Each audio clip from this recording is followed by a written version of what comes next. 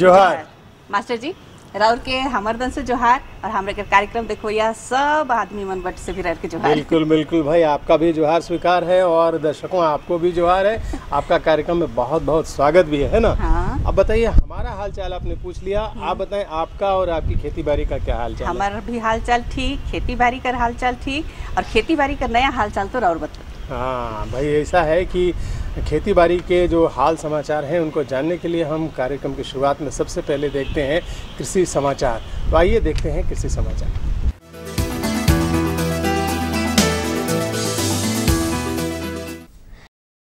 नमस्कार, कृषि समाचार में आपका स्वागत है। मैं हूं संयुक्ता। आइए देखते हैं आज कृषि समाचार में क्या है खास। लोहरदगा जिले में चलाई जा रही है मत्स्य बीज वितरण योजना। पशुओं के खून, दूध और मल मूत्र की निःशुल्क जांच कराकर पशुपालक हो सकते हैं लाभान्वित।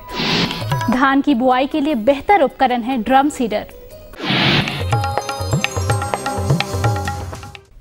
राज्य में मत्स्य पालकों के कल्याण के लिए कई प्रकार की योजनाएं चलाई जाती है, जिनमें से एक है मत्स्य बीज का वितरण। वित्तीय वर्ष 2014-15 में लोहरदगा जिले के मत्स्य कृषकों के लिए ये योजना वर्तमान समय में प्रभावी है। इच्छुक मत्स्य कृषक एवं मत्स्य पालक जिला मत्स्य कार्यालय लोहरदगा से संपर्क कर सकते हैं। वित्तीय वर्ष 2014-15 में जिला लोहरदगा के मत्स्य पालकों, मत्स्य मित्रों, निजी मत्स्य बीज उत्पादकों और अन्य मत्स्य पालन से जुड़े लोगों के लिए मत्स्य विभाग की ओर से विभिन्न प्रकार की योजनाएं चलाई जा रही हैं, जिनमें से एक प्रमुख योजना है मत्स्य बीज वितरण की। इस कार्यक्रम के अंतर्गत अनुसूचित जाति एवं अनुसूचित जनजाति के सदस्यों को 20 लाख मत्स्य बीज 20% अनुदान पर दी जाएगी और सामान्य कोटि के सदस्यों को बिना अनुदान 20 लाख बीज दिए जाएंगे। इच्छुक मत्स्य कृषक नदिया मत्स्य प्रक्षेत्र लोहरदगा से मत्स्य बीज प्राप्त कर सकते हैं। राज्य के पशुपालक अपने पशुओं की बीमारियों और उसके कारणों का पता लगाकर समय रहते उनका उचित इलाज करा सकते हैं। राजधानी रांची के काके स्थित पशु स्वास्थ्य एवं उत्पादन संस्थान के सामान्य रोग शाखा में पशुओं के खून, गोबर, मूत्र और दूध का निःशुल्क जांच किया जाता है। पशुपालक इस सुविधा का लाभ उठाकर अपने पशुओं की स्वास्थ्य जांच कराकर उनका उचित इलाज करा सकते हैं। अरहर की खेती करने वाले कृषकों को कृषि वैज्ञानिक बीजों के चयन को लेकर सावधानी बरतने की सलाह देते हैं।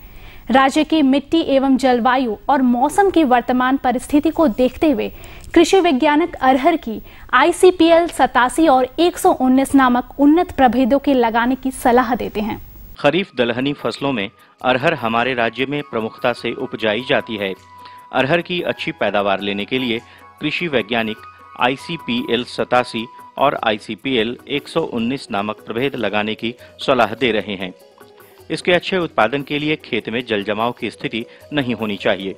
खेत की अच्छी तैयारी कर 20 किलोग्राम प्रति हेक्टेयर की दर से बीजों की बुआई कर लगभग 15 से 20 क्विंटल अरहर की उपज पाई जा सकती है। अरहर की खेती में आप ध्यान दें कि वैरायटी का चयन आप अच्छी तरह करें और इस क्रम में ICPL 87119 ये बहुत ही अच्छी वैरायटी है जो आपके ज़िले में बहुत उपयुक्त पाई गई है और इसकी खेती आप करें।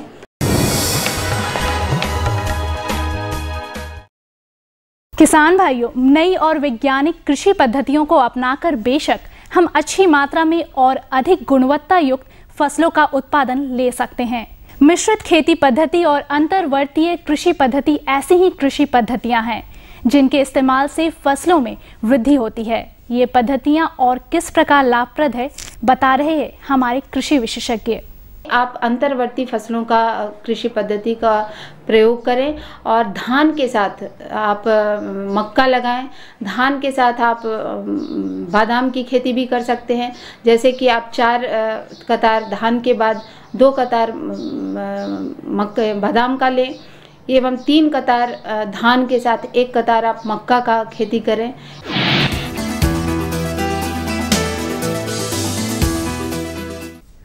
किसानों के लिए वर्तमान समय चल रहा है धान की बुआई करने का।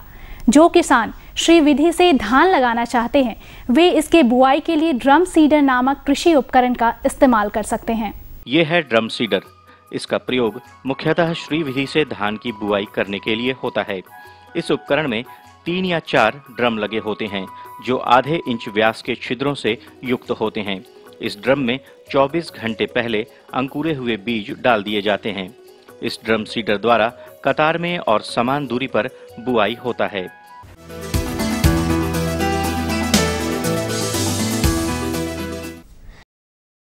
जो व्यक्ति अपने क्षेत्र में औरों से अच्छा प्रदर्शन करता है और अग्रणी रहता है वह सफल कहलाता है। ऐसे ही कृषि जगत में अच्छा प्रदर्शन कर आगे आए किसानों से हम मिलवाते हैं ताकि हम उनसे प्रेरणा ले सकें। आइए मिलते हैं एक ऐसे ही सफल किसान से। इस तो हम लोग का पहले भी धाने का होता है। अच्छा। उसके बाद में जो खसारी हुआ, तीसी हुआ, जैसे यहाँ भी हम लोग आए हैं ट्रेनिंग के लिए। कोशिश तो हम लोग का वही है, इसीलिए हम लोग ट्रेनिंग के लिए आए हैं। जो हम लोग पहले करते थे उससे थोड़ा और ज़्यादा हो सके। और अब एक नज़र राज्य के कुछ प्रमुख शहरों के मौसम के मिजाज पर। आज राज्य के कुछ प्रमुख शहरों के तापमान इस प्रकार दर्ज किए गए। रांची अधिकतम 27 डिग्री सेल्सियस और न्यूनतम 22 डिग्री सेल्सियस। देवघर अधिकतम 29 डिग्री सेल्सियस और न्यूनतम 25 डिग्री सेल्सियस। दुमका अधिकतम 29 डिग्री सेल्सियस और न्यूनतम 26 डिग्री सेल्सियस। गोड्डा अधिकतम 34 डिग्री सेल्सियस और न्यूनतम 27 डिग्री सेल्सियस। चाईबासा अधिकतम 31 डिग्री सेल्सियस और न्यूनतम 25 डिग्री सेल्सियस। और हजारीबाग का तापमान अधिकतम 28 डिग्री सेल्सियस और न्यूनतम 23 डिग्री सेल्सियस रहा।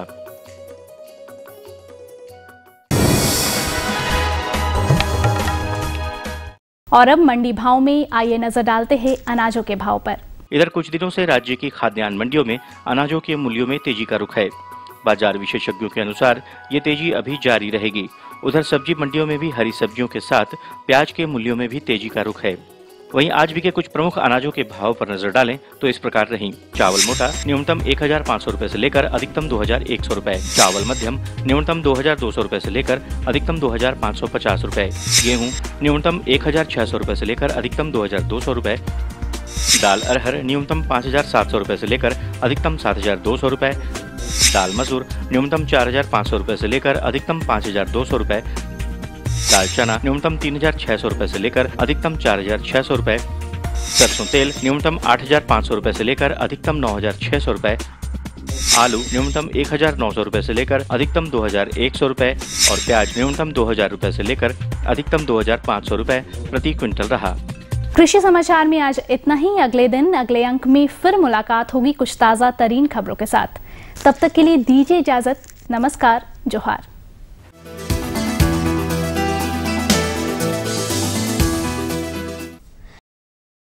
ये लो और बताओ। बस। अरे ये क्या भैया जी, बस इतनी सी रासायनिक खाद? किसानी छोड़ रहे हो क्या? किसानी नहीं, नादानी छोड़ रहे हैं। मिट्टी की जांच कराई है।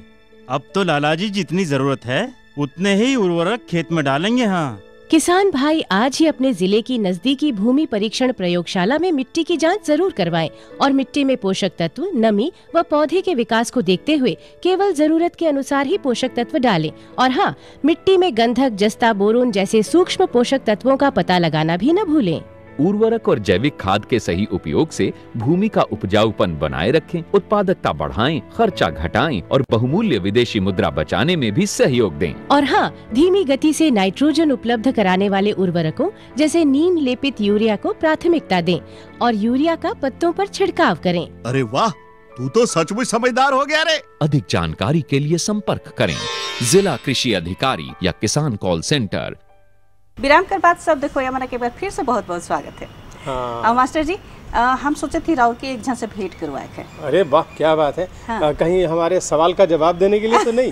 अब देख लो राहुल भेंट करके काका हो सकेला काका। अच्छा, तो चलिए फिर आज आपसे सवाल नहीं पूछते हैं, आप ही बताइए आज किनसे मिलवा रही हैं हमको? हाँ, उनका नाम है गणेश केराई। अच्छा, ठीक है, तो भेंट कर लो तले देखा थी। अच्छा है नहीं, तो चलिए मिलते हैं अपने गणेश केराई जी से। किसान भाइयों, आपने तो सुना ही होगा जंगल में मंगल। जी हाँ, इसी चीज़ को हमारे एक सफल किसान साबित कर रहे हैं गणेश केराई। ग्राम उसिया, प्रखंड नोआमुंडी, जिला पश्चिम सिंहभूम के। ये इतने सफल हैं कि इनकी सफलता को देख के आप लगेगा आपको कि जी हाँ, बिल्कुल ये जंगल में मंगल ही मना रहे हैं। गणेश जी, आपका हमारे कार्यक्रम में बहुत बहुत स्वागत है। स्वागत है जी। गणेश जी, आप तो बिल्कुल ही जंगल में मंगल मना रहे हैं और ये इतने देख के आपका फसल को लग रहा है कि हम फूला नहीं समा रहे हैं। आप पहले तो ये बगल में इतना ज़बरदस्त तालाब और तालाब के ऊपर मेड़ पर आप मिर्चे की खेती, ये आपकी क्या सफलता का राज है? ये सर हम तालाब का ये आड़ में इसीलिए लगाए हैं कि वो बरसात का सीजन में जो इस मिर्चे का बीज जो बाकी और डाउन खेत में लगाते हैं तो उसमें बरसात का सीजन में मर जाती है, वो पानी आ जाता है, इसीलिए हम इस आड़ में लगा देते हैं। तो इस आप जून महीने से आपका दिसंबर महीने तक हम इस फसल खेती को इस फसल को पैदा उठा सकते हैं, बेच सकते हैं दिसंबर महीने तक में। फिर दिसंबर के बाद फिर इसमें दूसरा खेती लगा सकते हैं और हमारा जो इस खेत में इसी आड़ में सालाना मेरा 70-80 हज़ार रुपये इनकम हो जाती है। और ये हम ट्रेनिंग कृषि विज्ञान केंद्र जगन्नाथपुर पश्चिमी सिंहभूम से ये प्रशिक्षण मिला हुआ है। और हम ला की खेती करते हैं। ला पिछले बार 5 पेड़ में लगाया था तो उसमें करीब 80 हज़ार रुपये बेचे हैं और उसमें रेट डाउन था बोल के 340 रुपये करके बेचा था पर किलो का, तो 80 हज़ार रुपये बेच चुके हैं। और दान सिरबेदी की खेती से लगाया था, सिरबेदी लाइन बाई लाइन कतार से, उसमें मेरा दान करीब 45 कुंटल पूरा कुल टोटल हुआ, उसमें 30-35 हज़ार रुपये बेच चुके हैं। तो 1 एकड़ में आप कितना बीज का प्रयोग किए थे? उसमें सर हम 5 किलो सिर्फ मात्र बीज उपयोग किया था। उसमें एक पौधा लगाया था और उसमें लाइन बाई लाइन में लगाया था और उसमें कोनोविडर भी चलाया था उसी से, और बहुत ग्रोथ निकल गया था, बहुत अच्छा हुआ था। उसमें करीब 25 क्विंटल हो गया था। आप बताएं कि पिछला साल इसी मेड़ पर जो तालाब का ये मेड़ है उस पर आप लगाए थे और 70 हज़ार का मिर्चा बेचे थे। ये बिल्कुल पथरीली ज़मीन है। आप किसान भाइयों देख सकते हैं कि पथरीली ज़मीन है, उस पर आप मिर्चा की इतनी अच्छी खेती कैसे किया? जी सर, इसमें प्रशिक्षण लेकर के 8 सेंटीमीटर दूरी पर और कृषि विज्ञान केंद्र वैज्ञानिक लोग ने सिखाया, इसीलिए 8 सेंटीमीटर दूरी पर लगाया। आपने बताया कि दलहन की भी खेती किए हैं और तिलहन की भी खेती किए हैं, तो तिलहन में क्या लगाए हैं और दलहन में क्या लगाए थे? दलहन में सर लगाया था ये आपका मसूर लगाया था और इसी आड़ में किनारे में राहड़ भी लगाया था। राहड़ में कम से कम 50 किलो हुआ और मसूर में 1 कुंटल हुआ था। 1 कुंटल हुआ जी। तिलहन की खेती आप किए थे, वो कितना हुआ था और कितने एरिया में किए थे, कितना बड़ा क्षेत्र में किए थे? जी सर, इसमें 2.5 एकड़ में किए थे, है ना। 2.5 एकड़ में 10 केजी लगाए थे, तो 10 केजी लगाया तो उसमें लाइन बाई लाइन कतार में लगाया था, है ना। उसमें लाइन बाई लाइन में तो फिर 10 कुंटल हुआ था। 10 कुंटल में कुछ बेचे हैं, कुछ तिलान के लिए यूज कर रहे हैं। तिलान को 35 रुपये किलो करके सरसों बेच दिए हैं, करीब 25 हज़ार रुपये। आपके जस्ट बगल में हम देख रहे हैं कि तालाब भी है, यानी कि आप मछली पालन भी किए हैं। जी जी जी। तो मछली पालन में की शुरुआत आपको कहाँ से की और इसकी जानकारी आपको कहाँ से मिली? जी सर, ये हमको कृषि विज्ञान केंद्र से ही एक जानकारी ले लिए हैं और ये शुरुआत में हम 3 किलो की लगाए थे, बाद में 3 किलो में देख रहा था आमदनी बहुत कम हो रहा है।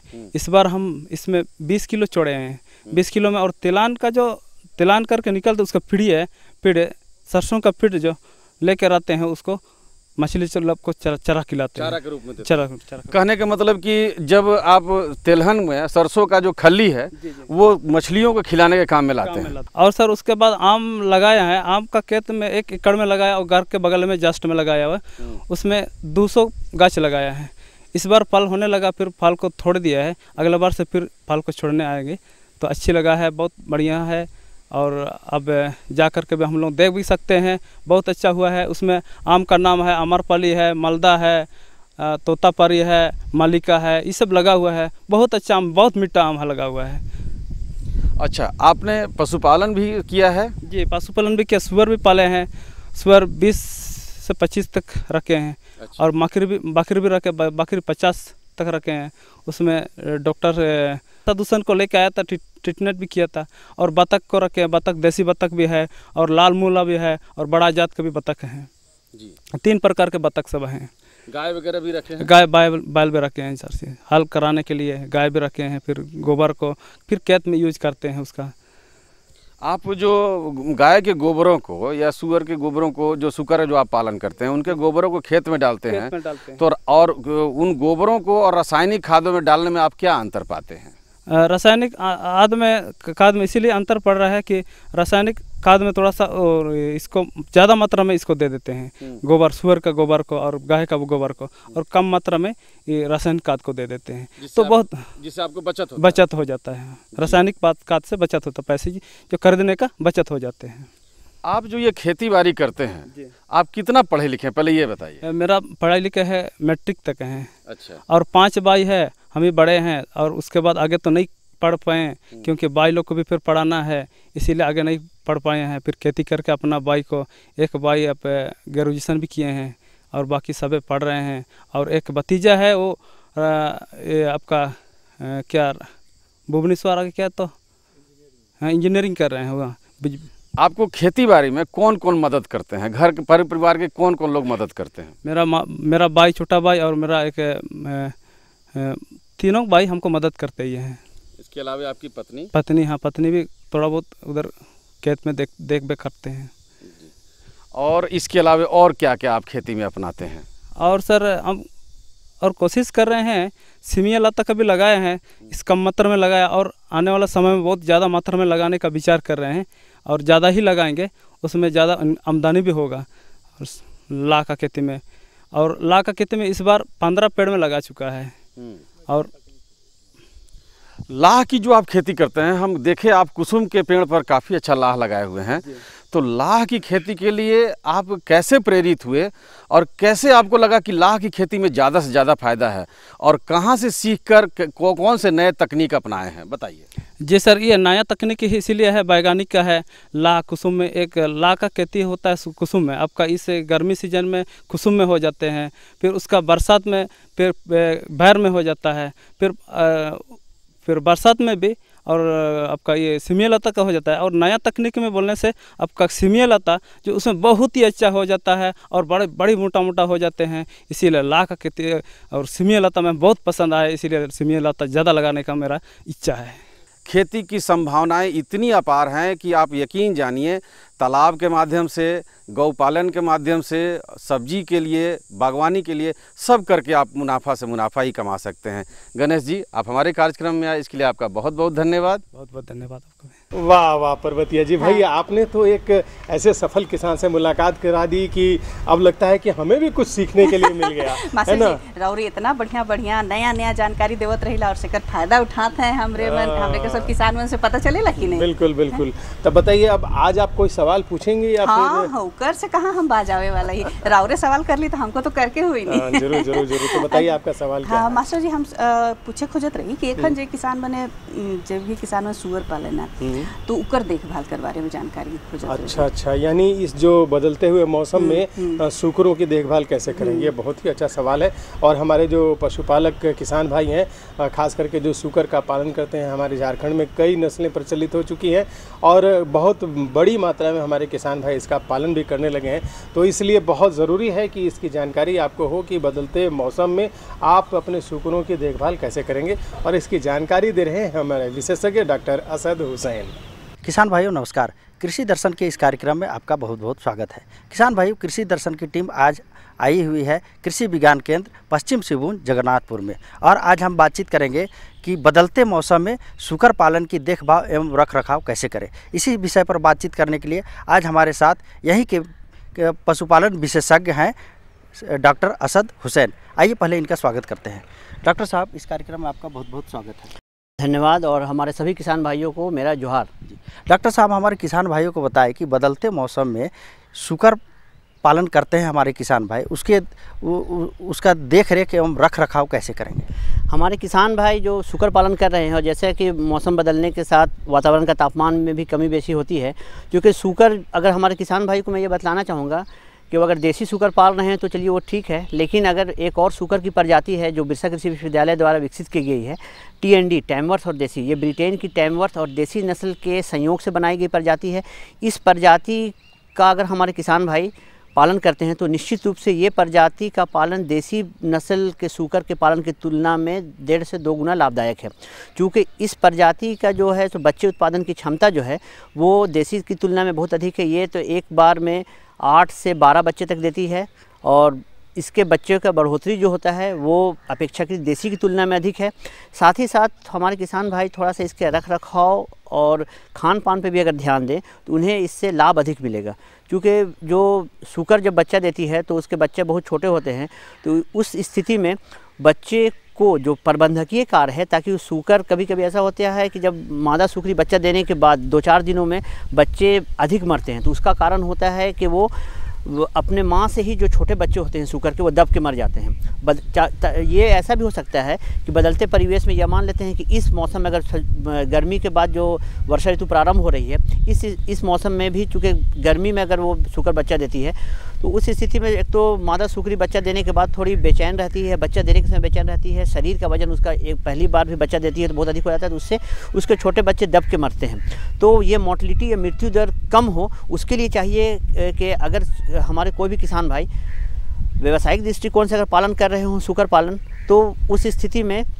कि वहाँ पे एक वो गार्ड रेल होता है, उसे अपने जो सूकर घर में है वो बनवा ले। तो गार्ड रेल एक बहुत ही आसान तरीका है कि दीवार से सट करके कम से कम वो समझिए कि 10 इंच दीवार से हट करके और उसी में ऊंचाई के हिसाब से वो एक पाइप लगा देते हैं, ताकि अगर मान लेते हैं कि मादा सूकरी को या बच्चा देने के बाद भी ये पाया जाता है कि वो सूकरी जो है सो दीवार पे सट के रहना चाहती है, तो अगर वो गार्ड रेल रहेगा तो उसमें उसके छोटे बच्चे वो गार्ड रेल में रहेंगे, तो उसमें मृत्यु दर उसमें छोटे बच्चों का कम होगा। तो इससे वो मृत्यु दर को, जहाँ पर मृत्यु दर कम होगा तो निश्चित रूप से वो बच्चे बड़े होंगे तो उनको आर्थिक लाभ अधिक होगा। जहाँ पे अगर मान लेते हैं कि सूकरी जो है सो 12 बच्चे दे रही है, तो अगर 12 में 2-4 बच्चे मर जाते हैं दब करके, तो समझिए कि उन्हें 8 बच्चों का ही वयस्क होकर के उसका लाभ मिल पाएगा। तो इस स्थिति में हमारे किसान भाई एक तो प्रबंधकीय कार्य में ये रखें, साथ ही साथ बदलते मौसम में चूँकि सूकर को भी ये है कि खासकर ये TND नस्ल है, ये देसी नस्ल जो भी हो, वो क्या है कि अपने शरीर को थोड़ा सा भिगा करके रखना चाहती है। तो जैसे ही वातावरण का तापमान जब बढ़ता है तो उस स्थिति में कम से कम आप पानी की व्यवस्था ज़रूर रखें। वहाँ पर एक छोटा सा गड्ढा कर दे, जहाँ पर कम से कम जितना भी सूकर आप रखें उस हिसाब से वो गड्ढा रखें, ताकि और वहाँ पर पानी की व्यवस्था प्रतिदिन थोड़ा सा पानी, स्वच्छ पानी उसमें डाल दिया जाए, ताकि वो सूकर उसमें जाकर के अपने शरीर को थोड़ा सा कीचड़ में सानने के बाद उसको एक बोला जाए कि संतुष्टि होता है, शरीर का तापमान थोड़ा सा कम रहता है। क्योंकि ये संकर नस्ल है, हालांकि ये हमारे झारखंड परिवेश में भी जो इस नस्ल को वहाँ पे विकसित किया गया है बिरसा कृषि विश्वविद्यालय के सूकर इकाई में, तो इसको यहाँ के वातावरण के हिसाब से उसकी विकसित की गई है। तो ये यहाँ का वातावरण तो सह लेगी, लेकिन अगर वातावरण का तापमान अगर बहुत अधिक हो जाता है तो उस स्थिति में है कि समय समय पर उसे आप पानी से कम उसके शरीर को दें। और सूकर को जिस घर पे रख रहे हैं, मान लेते हैं चरने की व्यवस्था अगर आप करते हैं तो सुबह में अगर घंटा 1.5 घंटा चराते हैं, शाम में चराते हैं अगर आपका खुला है तो, अन्यथा सूकर को जो आवास जो बनाया जाता है, अगर व्यावसायिक दृष्टिकोण से आप सूकर पाल रहे हो तो उसके आवास के घर के बाहर एक खुला रहना चाहिए, जो छत जिसका खुला हो, और कम से कम वो 10 फीट बाई 8 फीट का हो, जिसमें सूकर जो है सो अपने शरीर खाने पीने के बाद कम से कम उसमें चर सके। उसमें एक गेट का जो भी हो जाली लगा रहता है, ताकि उससे सूकर बाहर नहीं जा सके। जिनके क्षेत्र में ऐसा हो कि अगर चरने की पूरी व्यवस्था हो तो कम से कम चरने के बाद सूकर का घर हो, उसमें सूकर को रखें। और साथ ही साथ अगर सूकर को बंद सुबह शाम अगर चराने के बाद अगर उस घर पे बंद करके रखना है तो उस कमरे में हवा की व्यवस्था उचित होनी चाहिए। और वो किसान भाई ये भी करें कि गर्मी के मौसम में जब वातावरण का तापमान बढ़े तो उस स्थिति में है तो जूट के बोरे को भिगा करके उस सूकर में सूकर घर में रख दे। जितनी सूकर की संख्या हो तो कम से कम 4-6 जूट का बोरा रख दे, ताकि सूकर को अगर वो 10 बजे के बाद चरने के बाद जब वातावरण का तापमान बढ़ता हो तो सूकर जो है सो उस जूट के जो नम बोरा है जो है उस नम बोरे में बैठे या अपने शरीर को उसमें सटा करके बैठे, ताकि उसका शरीर का तापमान जो है सो वातावरण के तापमान से बहुत अधिक नहीं हो। साथ ही साथ हमारे किसान भाई ये भी देखेंगे कि प्रबंधकीय कार्य में अगर सूकर से वो व्यावसायिक दृष्टिकोण से पाल रहे हैं और उन्हें अधिक लाभ चाहिए तो सूकर के खास करके जो बढ़ते हुए सूकर को एक ग्रोवर दाना दिया जाता है या ग्रोवर राशन दिया जाता है। तो ये ग्रोवर राशन के जो 2-3 अवयव जो मुख्य होते हैं उसमें एक है कि मकई का दर्रा, तो मकई, और दूसरा है आपका खल्ली, तो खल्ली में अगर बादाम की खल्ली उपलब्ध है तो वो सही रहेगा। तीसरा है चोकर, चौथा है मछली का चूरन, पांचवा जो है सो वो खनिज लवण का मिश्रण है। तो किसान भाई इस चीज़ को नोट कर ले कि मकई का जो दर्रा देंगे वो कम से कम अगर 100 की जो किलो बनाना है या प्रतिशत में वो 64% रहेगा। उसके बाद बादाम की जो खल्ली रहेगी वो 15% होगा। फिर जो चोकर रहेगा वो 12.5% होगा। इसके बाद जो खनिज लवण रहेगा वो 2.5% होगा। मछली का जो चूरन रहेगा वो 6%। इसमें मछली के चूरन जब वो खरीदे तो ये सावधानी रखें कि मछली का चूरन जो ले रहे हैं वो चूरा जो है मछली का वो किसी अच्छे दुकान से ले या अच्छे मछुआरे के पास से ले, ताकि कभी कभी ऐसा भी पाया गया है कि कुछ किसान भाई जो है सो अच्छे किस्म का मछली का चूरा नहीं लेते हैं तो उससे सूकर जो है सो उसमें मृत्यु दर अधिक होती है।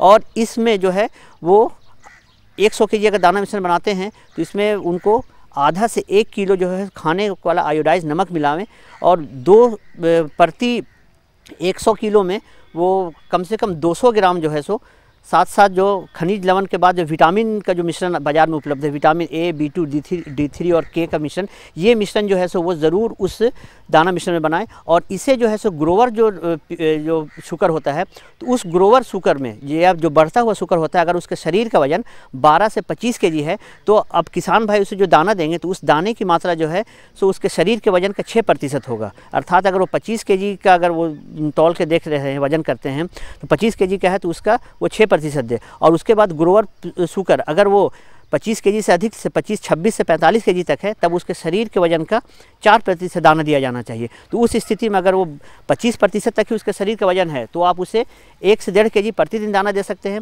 और अगर उसके शरीर का वजन 25 kg से अधिक हो गया है तो उसे आप 2 kg तक प्रतिदिन दाना दे सकते हैं, जिसे सुबह शाम वो मिला करके दे। तो इससे क्या है कि शुगर का शरीर का भी बढ़ोतरी अधिक होगी। और इस प्रकार अगर देंगे तो शुगर जो है सो 1 साल में वो कम से कम वो 65 kg का हो जाता है। साथ ही साथ शुगर को जो है सो हरे घास की पत्तियाँ, हरे घास दे, साग की पत्तियाँ दे। और अगर घर का अगर कोई जूठन अगर बच गया हो जो उसी दिन का हो, वो जूठन जो है सो दूसरे 1 दिन पुराना नहीं होना चाहिए, उसे भी दे। तो किसान भाइयों को उसके जो दाना मिश्रण का मात्रा जो दिया जाए उसमें मात्रा में कमी होगी तो निश्चित रूप से उसको दाना मिश्रण के जो उसमें उसका व्यय हो रहा है, जो खर्च हो रहा है, उस खर्च में कमी होगी तो निश्चित रूप से किसान भाइयों को इसका लाभ होगा। डॉक्टर साहब, हमारे किसान भाइयों को आपने इतनी अच्छी जानकारी दी, इसके लिए बहुत बहुत धन्यवाद। हाँ, धन्यवाद। और हमारे सभी किसान भाइयों को भी धन्यवाद और जोहार। तो मास्टर जी, हमारे सवाल का जवाब तो मिल गया। आपको मेरा सवाल याद है? हाँ, विशेषज्ञ जी रहे से बड़ा बढ़िया से समझाए दिले। बाकी हमके बुझाला कि अपन सवाल का जवाब रौरे आपने है। अरे भाई, ये तो बहुत मुश्किल वाली बात है। किसान भाइयों देखिए, पर्वतिया जी हर बार सवाल से बच जाती हैं और हर बार जवाब मुझे ही देना पड़ता है। हमें लगता है कि आपके पास जवाब जरूर होगा और आपके पास बहुत सारे दूसरे सवाल भी होंगे जो आप हम तक जरूर पहुंचाना चाहते होंगे। तो सबसे पहले तो आप हमारा पता नोट कर लीजिए, क्योंकि आपको अपनी समस्याएं इस पते पर लिखनी है। हमारे घर पता है कार्यक्रम कृषि दर्शन, कृषि प्रकोष्ठ, द्वारा केंद्र निदेशक, दूरदर्शन केंद्र, रातू रोड, रांची। पिन संख्या 834001। तो रौरे अगर मास्टर जी का सवाल का जवाब जाना थी या कुछ और भी लिखे खोजा थी, यह पता पर लिख भेजू। और हमें पहले तो जवाब चाहिए। तो चलते चलते आपको जवाब भी बता दें कि रोहिणी वर्षे मृगा तपे, कुछ कुछ अदरा जाए। ये मौसमों की बात है। रोहिणी आप जानते हैं, मृगा भी जानते हैं और अदरा नक्षत्र भी जानते हैं। इन तीनों नक्षत्रों के बारे में है कि अगर ये बरस जाए, पहले अदरा और बाद में रोहिणी तपने लगे और फिर कुछ अदरा भी चला जाए, तो घाघ कवि अपनी घाघरी को कहते हैं कि भाई तब स्वान भात भी ना खाए। इतना ज़्यादा उपज होगा कि स्वान भी भात खाने से आगा जाएगा। अरे वाह, ये मौसम की भविष्यवाणी है। हाँ, तब तो हमारे चाह किसने हुए। बिल्कुल होना चाहिए। देखिए, इस बार तो मौसम में काफ़ी बदलाव दिखाई दे रहे हैं। और किसान भाइयों, आप इसी प्रकार हर चीज़ को जानने के लिए उत्सुक रहिए। ढेर सारी आपके लिए शुभकामनाएं, आपकी खेती के लिए शुभकामनाएं। इसी के साथ हम सभी विदा लेते हैं। जोहार।